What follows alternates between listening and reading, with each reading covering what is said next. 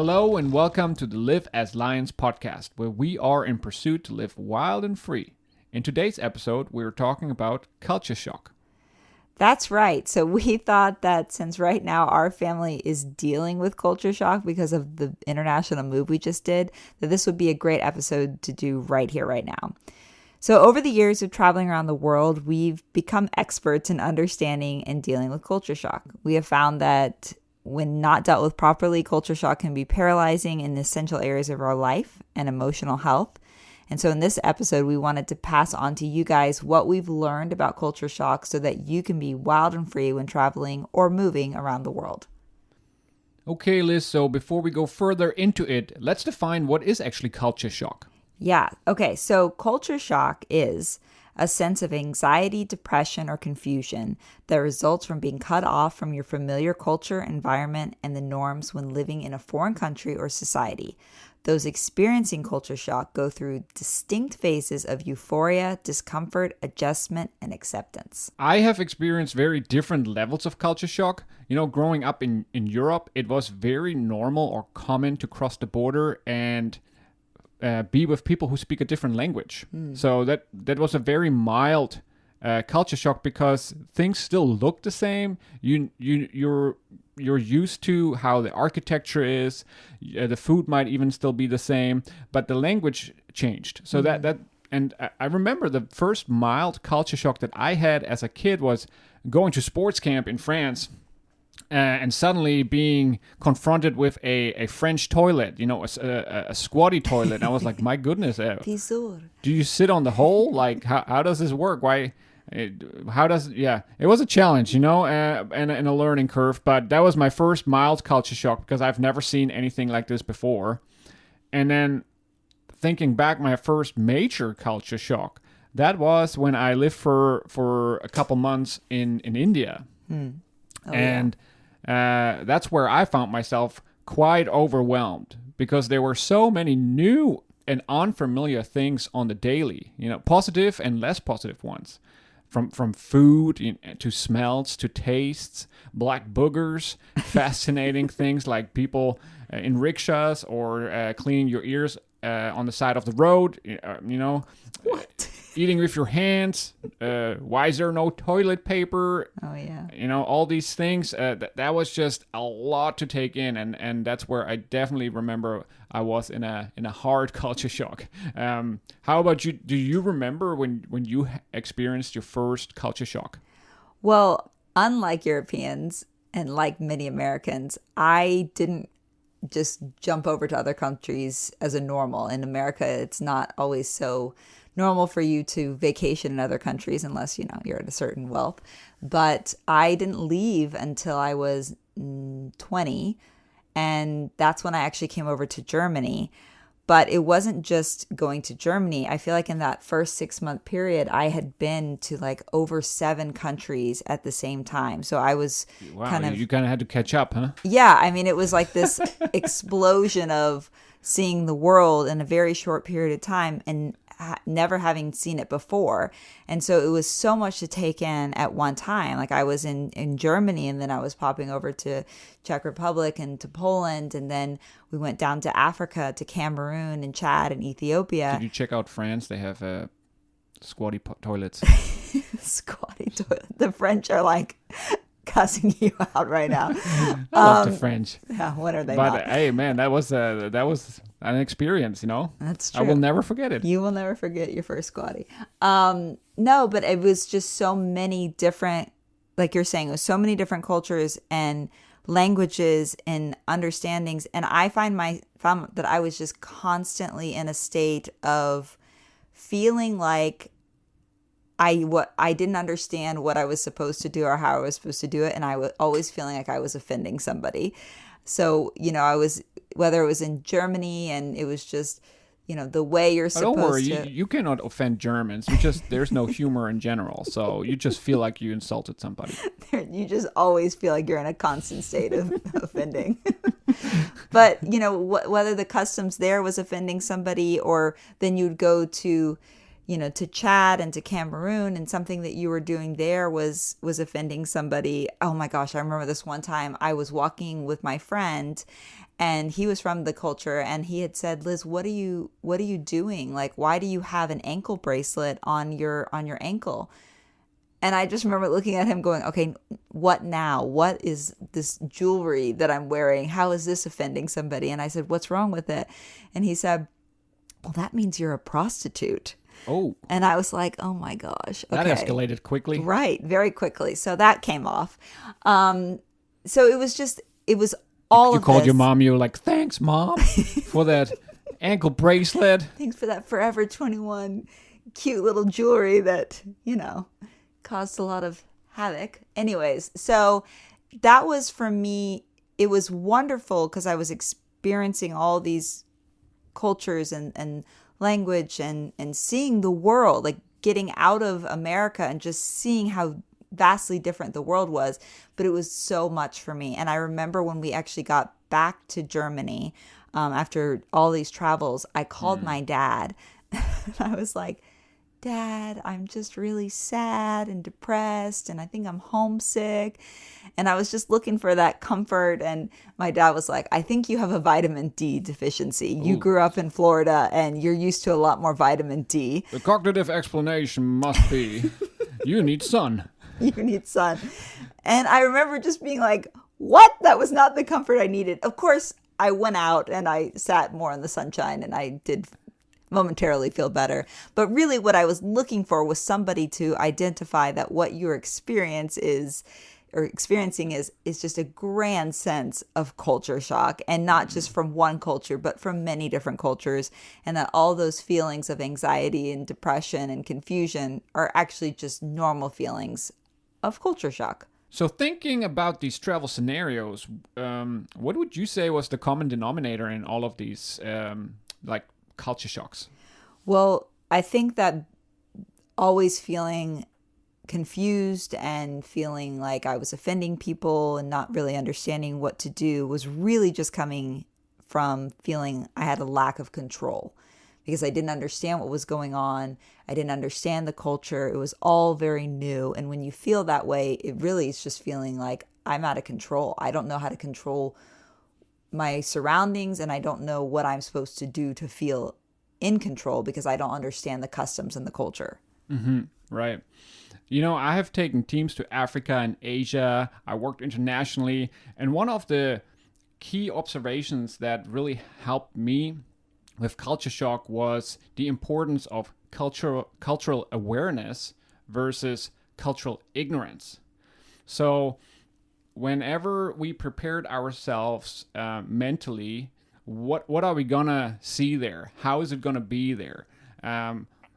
Then the team was doing a lot better. I was doing a lot better dealing with the scenarios once we were there. So mentally preparing for lack of control, researching what we might encounter, and potential ways to deal with these things helped us to step into a bathroom where there is no toilet paper and be like, aha, I saw this one coming. I got my tissues here in my pocket, for example, right? So always bring toilet paper no matter where you go. Instead of suddenly feeling completely out of control with a very essential need, we were able to keep a cool head and actually enjoy the fun of the adventure rather than a devastating blow to the trip that just ruined everything. Right. For all you Lions planning to move domestically and internationally, turn to Atlantic Relocation Systems for their professional moving and storage services. Their knowledge and experience of international shipping regulations and customs will ease your mind and take one less thing off your long to-do list. With a network of local and global moving agents, logistic experts, and a team managing your belongings from A to B, rest assured that your items are in good hands and will be delivered on time. When our family looked for a moving company that would help us move internationally and store locally, there was no comparison to Atlantic Relocation Systems. They turned a gigantic project into an easy experience for our family. Our music equipment, artwork, and even our daughter's dollhouse all made it over the pond safe and sound. They did a wild job so that we could be free to move overseas. For 10% off your next move, use code LIVEASLIONS at AtlanticRelocation.com. That's 10% off with code LIVEASLIONS at AtlanticRelocation.com. Lions, for your next wild and free moving adventure, turn to Atlantic Relocation Systems. Since Liz and I are big storytellers, we thought stories are the best way to share or to paint a picture that makes sense and is remembered. So here are some stories of our travels that really show the make or break of cultural awareness and cultural ignorance. Oh, yeah. So one time we were in Ethiopia, way south in the boonies, in the middle of nowhere in the jungle. And I remember I was invited over at the Kara tribe to hang out, and they made some coffee. I love coffee. Oh, yeah. So I sat with them under this little hut, and I got I think it was like a pumpkin or a dried squash bowl, and I got coffee in that, and we had a good time, and we had coffee together, and I was trying to communicate with my hands and feet, and before I know it, suddenly somebody spit through the gap of their front teeth coffee in my face or at me, and I was like, whoa, what's going on?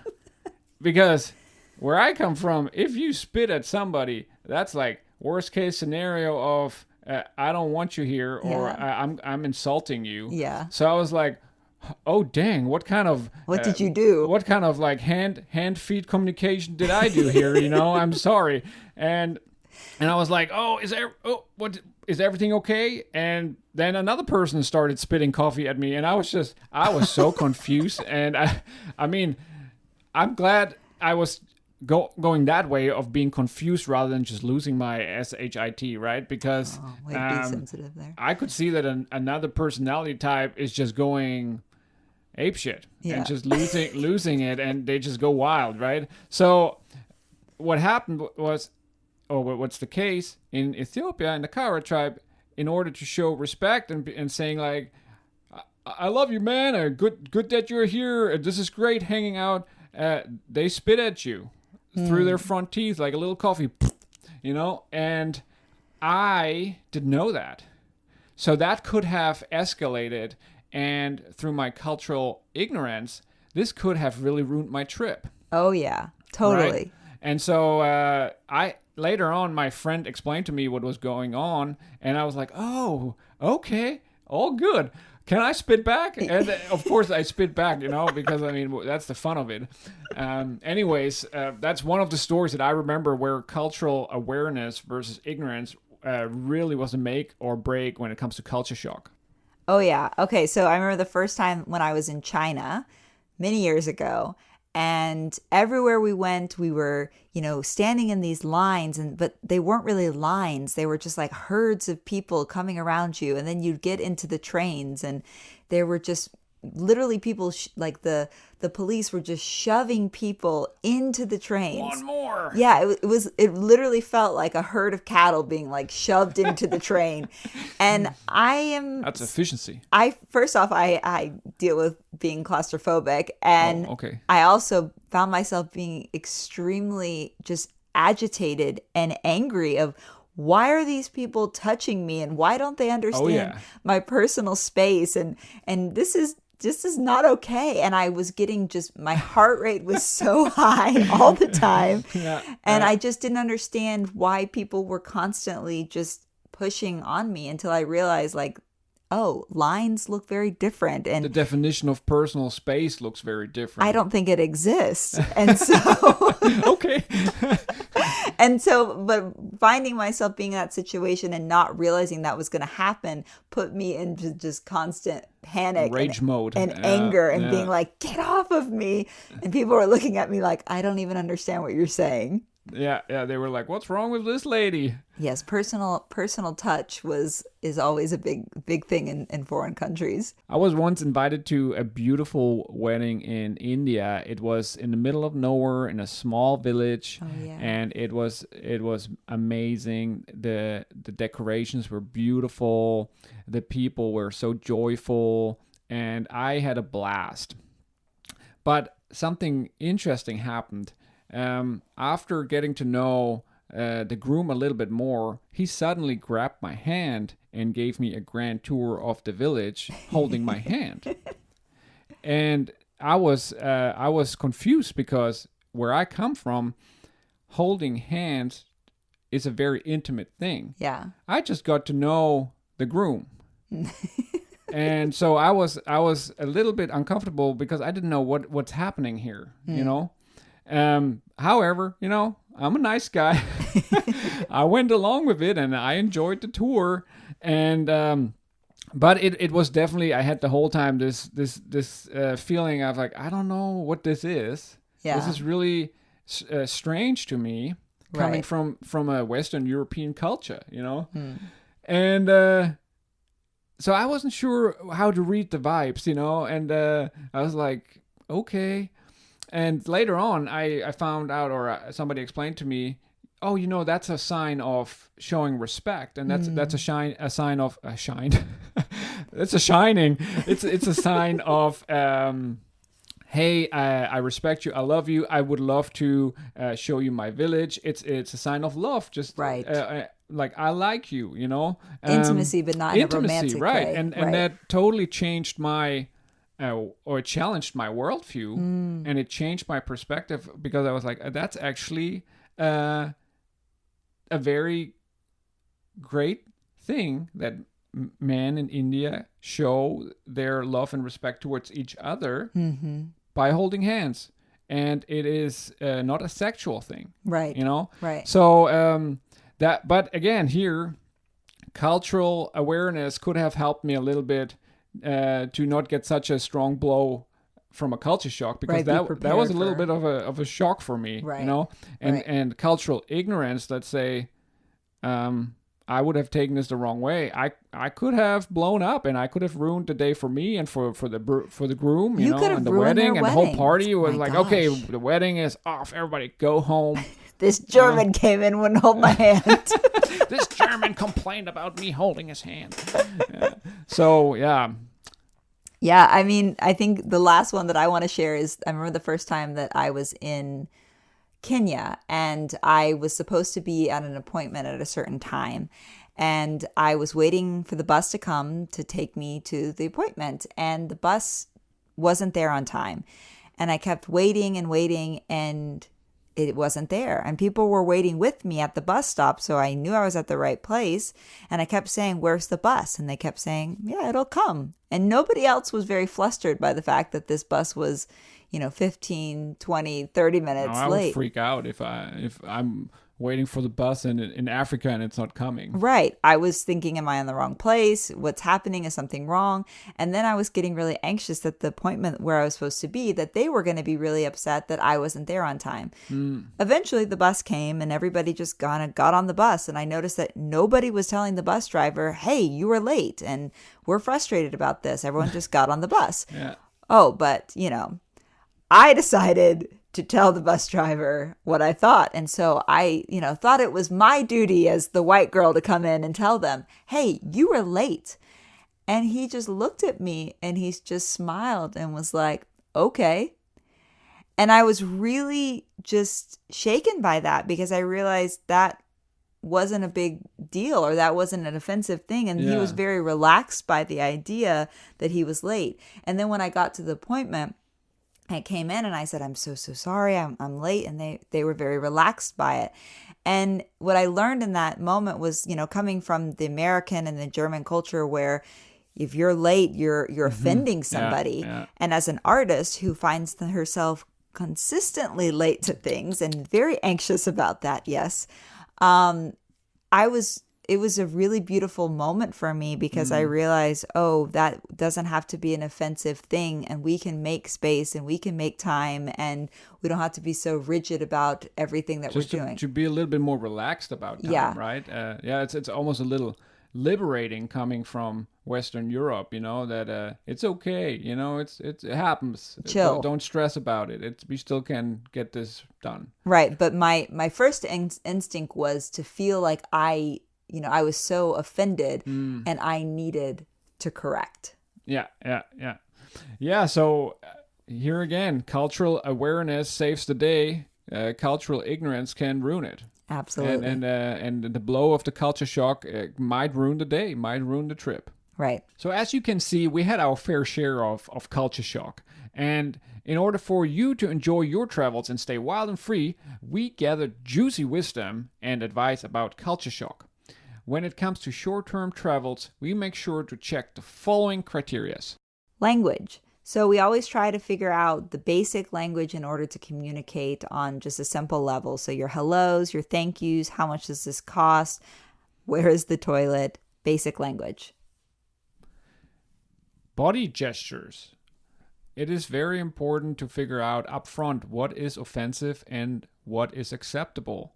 In China, you receive with respect a gift with two hands. For example, in Africa, I've experienced if you point with your finger, that's very bad. Or if you ask somebody to come over and you do it like the old witch in the woods with Hansel and Gretel, and you just like do your little pointing finger, that's very offensive. In Africa, you should use your whole hand, and it actually faces with your palm down. These are like just little things that I might have had to learn the hard way. More about this in maybe a later episode. What to wear. So what is appropriate and acceptable in different cultures? When is it okay for men to wear shorts? When is it not? When is it okay for women to show their arms or their shoulders? For instance, in India, you don't want to show your shoulders, but showing your stomach is okay.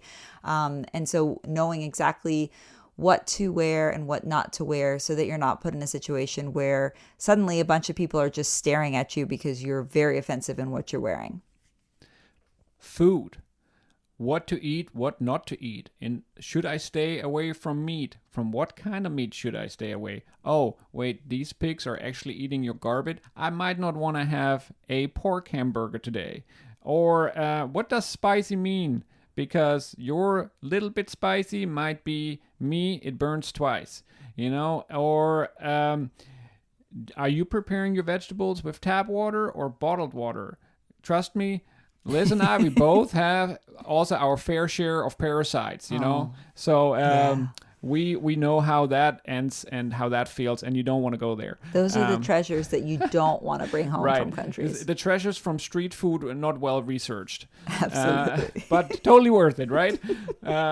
Also, yeah. So this when it comes to food, why do we eat with our hand? Oh, wait, we don't use the left one? No, that's the one you use for your bathroom, right? For example.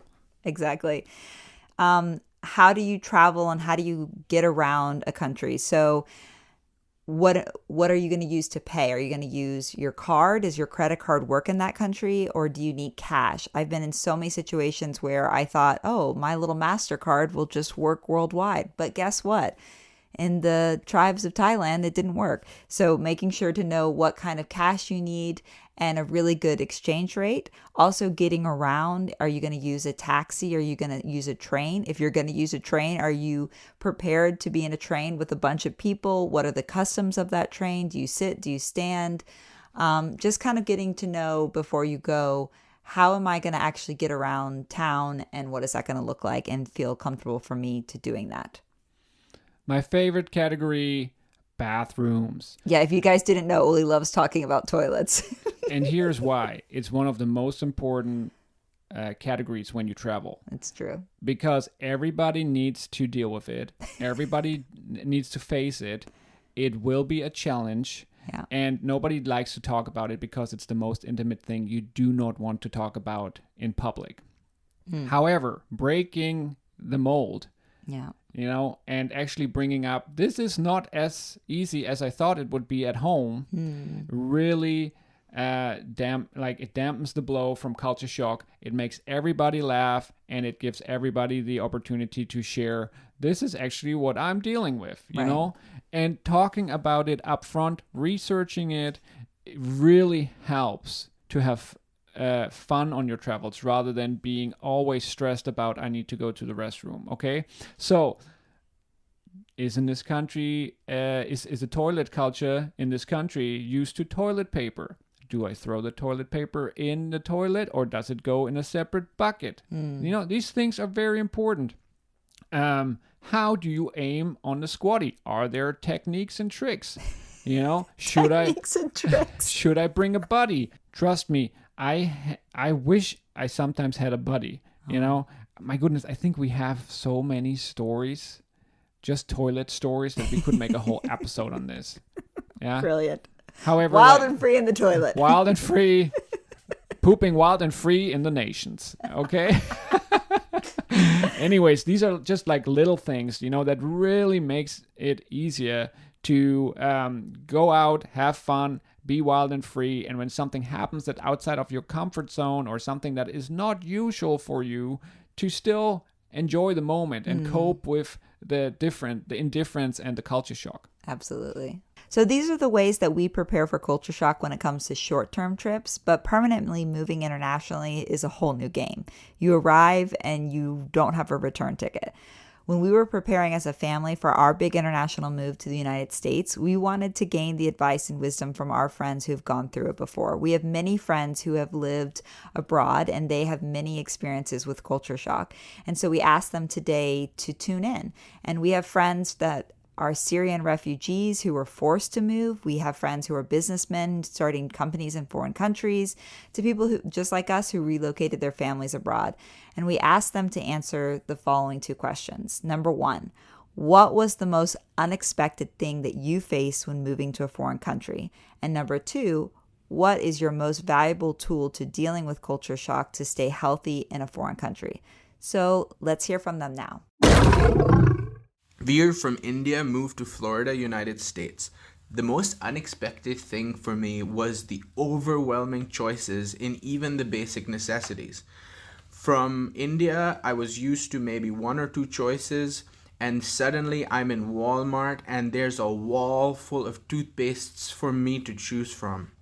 The most valuable tool for me was making new friendships and investing in relationships, especially with people who know the culture and have been born here. Andy from Germany moved to Ethiopia.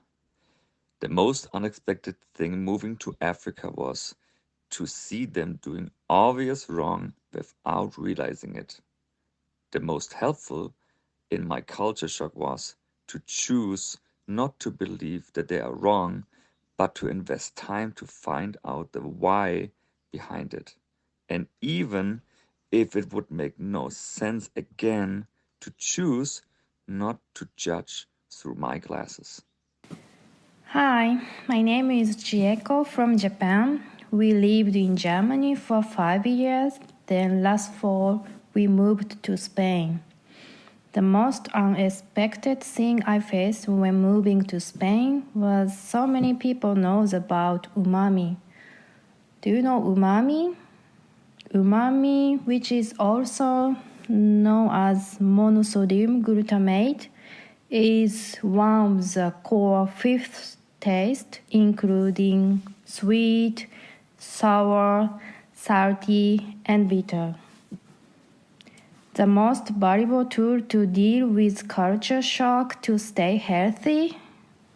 I watch Cure Eye on Netflix, and to eat local fresh foods and local wines, of course. I like also Pilates and swimming. Philip from Kenya, living in Switzerland. The most unexpected thing I faced living in Switzerland was food. Good life, good smile. The most valuable tool I learned to deal with culture shock was actually living among them. I moved deep in the village and living among the locals, interacting with them and befriending them. That helped me a lot. Thank you. Hi, my name is Anna. I'm from Russian Federation. I moved to the United Kingdom at age 15. There was a ton of unexpected, and at that impressionable age, everything was so exciting to me. Inability to speak because of a language and emotional barrier is the biggest one. I learned to clock when I needed a time out from the world. It's not always possible to have a safe space, but when it was there, so was I. Basil from Syria. I came to Germany because of the war in my land. What shocked me here at the beginning was the lifestyle, the bad weather, and the people here are not friendly like in my place. They don't smile, and they are so practical. What helped me to overcome these things was watching Arabic and Syrian videos and channels on YouTube, talking to my family and my multiculti group of friends. Hello, my name is David Skews, and I'm living currently in the north of England near Liverpool. In 2006, I moved to Singapore with my wife to open a division of my company and to work in Southeast Asia. We stayed for around 7 years. The most unexpected thing that I faced was the challenge of understanding Asian business culture. I found the language so much easier than the culture and concluded that, as a Westerner, I would never fully understand it. The most valuable tool that helped me deal with this issue was to hire a local person and who attended all my business meetings, and he helped me to learn that etiquette quickly. But of course, I'm still learning it today. Lydia from Ethiopia moved to Thailand. The most unexpected thing I faced was how socially withdrawn I found myself to be without fully understanding the unspoken rules in the culture. The most valuable tool to deal with the culture shock was to remind myself to always stay teachable, and because I don't understand the culture, it doesn't mean I am wrong. Thank you guys for sharing your beautiful insight. May this equip us for future adventures. Yes, we took all of this advice and we combined it with our experiences from our short-term travels and did our best to prepare for our big move. And so this is how we prepared as a family to move from Germany to America. After the chaos of the move, we took intentional time before we got to the airplane. We cleared our calendars and said nothing will happen or is scheduled in this time. We only gonna make time for us and our family. Yep. And we spent a few weeks before we moved constantly checking in with our mentor, our life coach, and talking about the current worries, the fears that might come up, and just getting strategies and game plans in place in order to prepare for them. We also took every day at least 1 hour where we went on a walk in the woods, and we mentally just prepared ourselves by talking about what is happening right now and the things we are excited about once we are in the States. We did a lot of role playing with our daughter in order to prepare her for the move. It was something that was really important for her to understand what was happening, where were my things going to go, where were my toys going to go, what was going to happen to our home. And so what we did was we took her little Peppa Pig house and we had a little bed in there with some toys, and there was like a play suitcase, and we said, okay, all of your stuff is going to be packed and it's going to be shipped over to the other country, and when you arrive there, we're going to unpack it and we're going to set it up. And we did that 15 minutes every single day for about 3 weeks before we moved, in order for her to visually understand, when I get there, my things are coming with me and I will have a bed, I will have a home when I get there. And that's something for children that's super important, to just prepare them in that way, that basic way. I got so good in my role, you know. I was the taxi driver who drove the cab to the airport. I was the captain who was flying the airplane. We turned the bed into an airplane. And I got so good at it in the end. You were fantastic. Many roles. I should go to Hollywood. You should not. Anyways, another one that we did, we mapped out where furniture could go in the new apartment. Yeah. Which for me was kind of strange, but later on I understood by doing this, it really prepared us to be excited about our new home. Absolutely. And then we also prepared ourselves physically. We knew that when we moved, there was going to be different foods. The environment was going to be different. There's going to be different bacteria. And so we didn't want to get there and have our bodies and our systems just crash. So we made sure we were working out. We made sure we went to our doctors and got everything in check. We went on pretty strict diets, and we kept those diets all the way into the first month of being there, just so that there wasn't any major shocks on our bodies and our systems when we moved. We also created perspective for the new location. How could Uli pursue coaching? How can we pursue music? How can Bobe pursue school? How what can we do there that's fun, you know? I saw myself already going to the Beltline a lot and skate there with Bobe on her scooter, and we created perspectives that allowed us to be optimistic about the future, that this can work. Absolutely. And then what we also did was we helped our family that we were leaving also prepare, and we helped them by really having a time to share, hey, this is where we're going to live, this is what life's going to look like. And we set a game plan for how we were going to stay connected to them. We got this like digital picture frame thing where we could upload pictures from over here that would show on a picture frame every morning when they sat down for breakfast. And we really just created ways in which we wanted to make sure to stay connected. So these are the things that we did in order to prepare. And now we want to talk about the things that we did once we immediately got here. And we decided to wait to do this episode until a few months after we arrived, because what we've come to realize is that culture shock really, really starts hitting around the 3-4 month mark.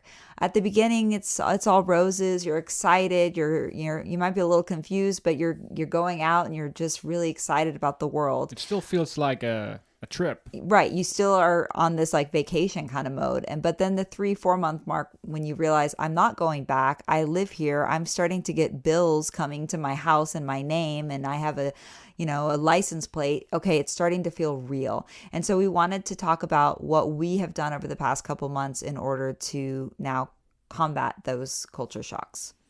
One of the important things we did was that we intentionally told ourselves we will take time to arrive and settle.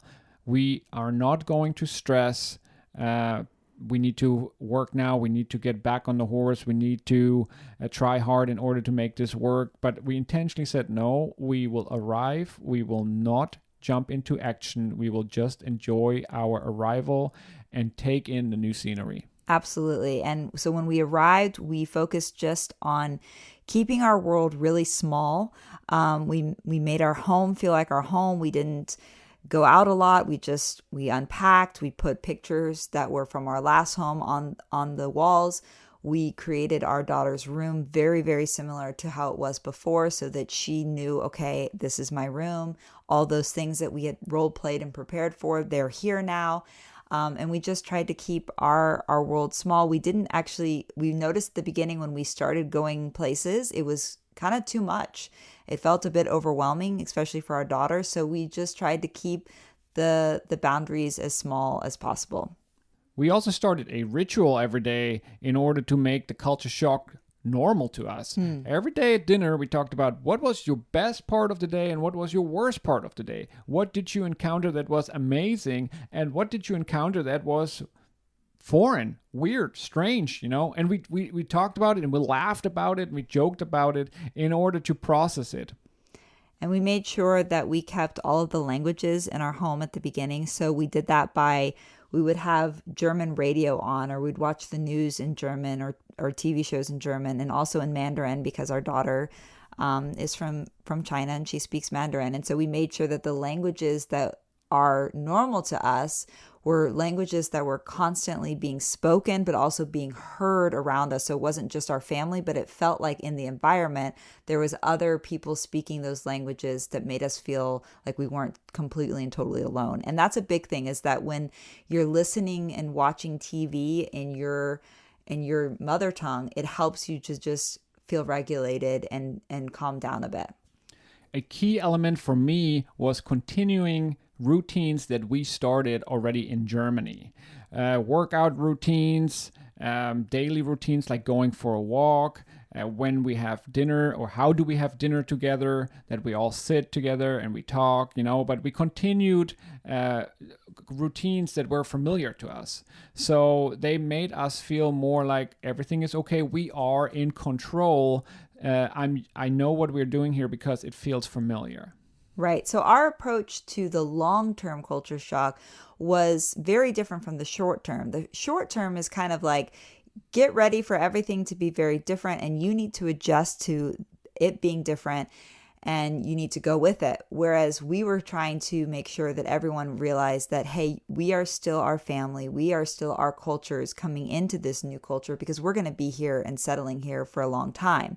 And so we just slowly brought the new culture into our culture instead of coming at it very fast. And we did that we would keep our normal routine and then slowly bring in new things from the American culture that we really enjoyed. And we would integrate those things into our culture one day at a time rather than just everything all of a sudden, boom. And keeping those things from before and integrating the new just helped us really feel like we were bringing in a culture rather than this new culture was taking over all of our cultures altogether. We created a lot of things that gave us the feeling of control. Absolutely. And we also always tried to look at things from a positive perspective. Instead of getting critical or judgmental or defensive, we always tried to be joyful about it, see the positive side. And if something was just not lining up, if something was just weird or not lining up with what we thought it would be, we just joked about it. Right. And that really helped to deal with the situation. Absolutely. And then the last thing that we didn't realize, but was actually a very, very intense thing for us, or for me personally, was re-entry culture shock. So I found everywhere I go, people are constantly saying, oh, how's Uli doing? How is Bobe doing with the new culture? But nobody was asking me, hey, Liz, how are you doing with the culture? And it's because it's my culture. I'm an American. I grew up here. This is where I'm from. But I haven't lived in America for 14 years. And I found myself when we got home just feeling very overwhelmed by the culture, very confused, not really knowing how to associate myself with it, and almost being offended and really, concerned with what was going on and how I was feeling. And I realized, oh, I'm dealing with culture shock myself. And what was interesting about that is I noticed that Uli and Bobe were just having this glorious time of just all the beautiful things of the culture. And I was really negative at first. And it was just very hard for me to adjust. And I realized it was because, oh, this is re-entry culture shock. When you've been away from your country and your culture for such a long time that you don't even associate yourself with it or know how to be in it. And yet everybody is telling you, but this is what you are and this is who you are. And it's very, very hard to find your way through that until I realized, oh, I need to approach moving back to the States as I would moving to another country. A new culture, new senses, new smells, new everything. And once I did that, it was actually really helpful for me to adjust. Not to assume that I was going to be the one who was going to know how everything works, even though I had more experience with it. But just kind of joining them in this is new and we're all going to experience this new together really helped me to not feel so anxious. Yes, re-entry culture shock also happens when you're traveling for a longer time. Let's say you have spent more time in Africa, right, and suddenly you adjusted to customs there. You come back, let's say to Germany, you might find yourself quickly in a situation where you are judging the German culture for being too stiff, right, too stuck up. You right. know, like why can you guys not just be more relaxed about times and appointments? And suddenly you experience a re-entry culture shock because you come from a foreign culture, you got accustomed to how things are done there, and then you come back home and suddenly you see all the negative things about your own culture. Because once you were out of this structure, you come back in and you now see it so clearly how things work and function and how things are done. And that's where it's important to allowances is also a key factor in all of this, to allow yourself to take more time, to allow yourself to not function to 100% in the beginning, to allow yourself to be sad, angry, frustrated, happy, and so allowances were a key player in the whole process of going through this change process for us. So here you got it. These are all the juicy information that we collected about moving internationally, short-term trips, and how to deal with culture shock. Because I want to emphasize it again here, culture shock is not something optional. It's not that you might have culture shock. You will have culture shock. Traveling internationally, moving internationally is bound to have a window of culture shock. And so preparing yourself for this is the best thing you can do in order to go through it and cope with it in a healthy way. We're so passionate about equipping people for culture shock because we want people to travel and to see the world. We believe that the more you travel, the more you understand the world and how it works. And the more you understand the world and how it works, you understand your place in it. And when you understand your place in it, you live more wild and free inside of it.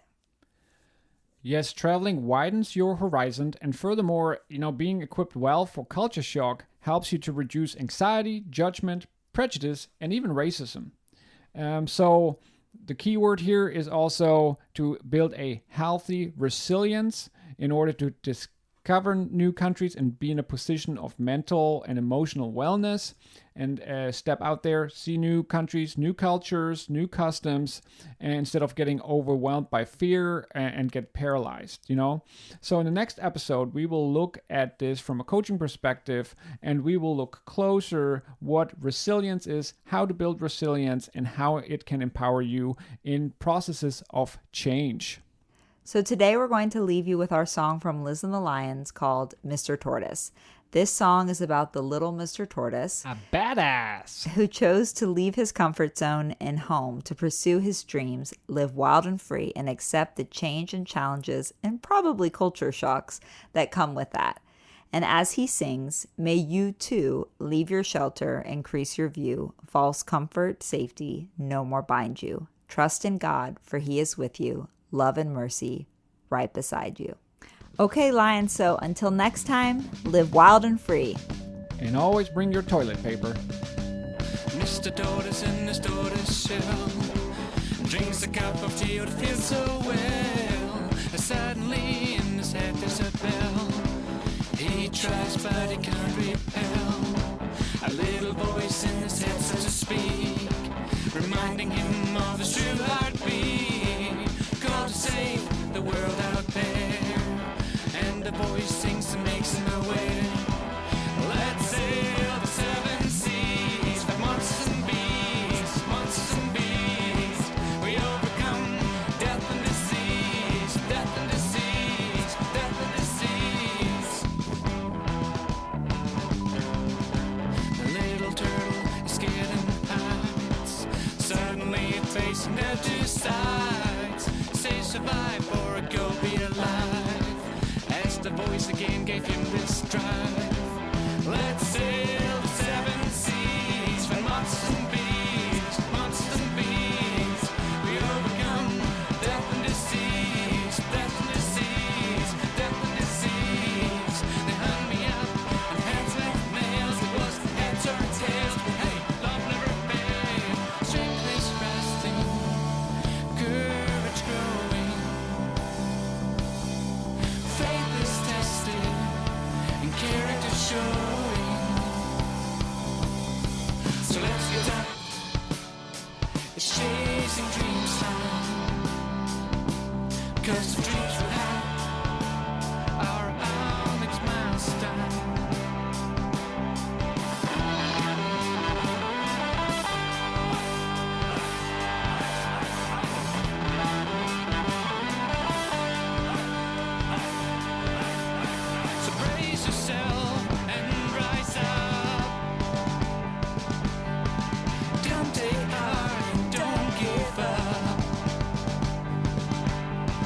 Much to learn and much to see. There's much to do and I've got much for you. Let's sail the seven seas. Let's overcome death and disease. Leave your shelter, increase your view.